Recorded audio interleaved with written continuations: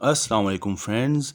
London 1928 Alexander Fleming नामी एक बरतानवी साइंसदान की लेबॉर्ट्री में एक ऐसा वाक़या हुआ जिसने मेडिकल साइंस की दुनिया में इनकलाब बर्पा कर दिया। आज की वीडियो में हम आपको बताएंगे कि इस सदी की सबसे बड़ी दरियाफ्त एंटीबायोटिक्स कैसे वजूद में आई।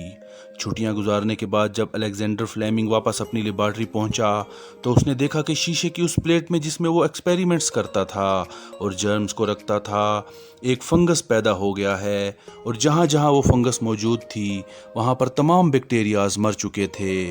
मज़ीद रिसर्च पर फ्लेमिंग को पता चला कि ये फंगस पेनिसिलियम है।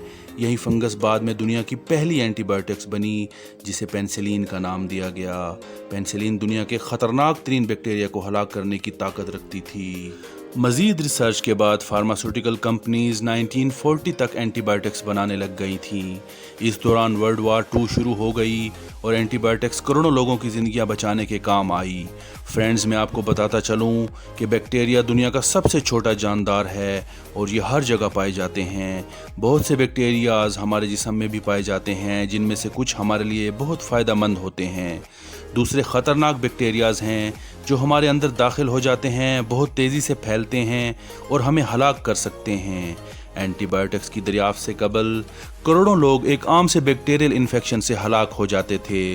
एंटीबायोटिक्स और वैक्सीन्स की दरियाफ्त ने मेडिसिन की दुनिया में एक इनकलाब पैदा किया है और करोड़ों लोगों की ज़िंदगियां बचाई हैं।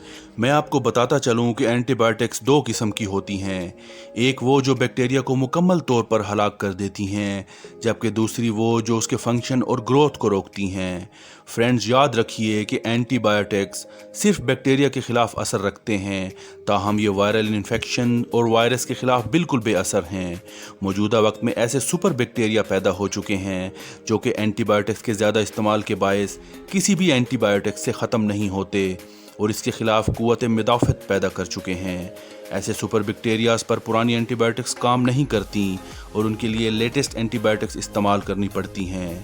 बैक्टीरियल इन्फेक्शन की सूरत में फ़ौरन ही डॉक्टर से रब्ता करना चाहिए क्योंकि बैक्टीरिया एक दिन में रेप्लिकेट के अरबों की तादाद में जिस्म के अंदर पैदा हो जाता है, लिहाजा इसका फौरी इलाज होना ज़रूरी होता है। फ्रेंड्स, मैं इस मौके पर आपको 2 बहुत ही अहम बातें बताना चाहता हूँ। नंबर 1, एंटीबायोटिक्स को उस वक़्त तक इस्तेमाल नहीं करना चाहिए जब तक अशद ज़रूरत ना हो। दूसरा, एंटीबायोटिक्स का कोर्स शुरू करने की सूरत में इसको मुकम्मल करना चाहिए, वगरना आधा कोर्स मुकम्मल करने की सूरत में बैक्टीरिया दोबारा पैदा हो जाएंगे और एंटीबायोटिक्स का कोई फ़ायदा ना होगा। फ्रेंड्स, गुर्बत, भूख और बीमारी इंसान के सबसे बड़े दुश्मन हैं, लेकिन इन तीनों में बीमारी सबसे मोहलिक है।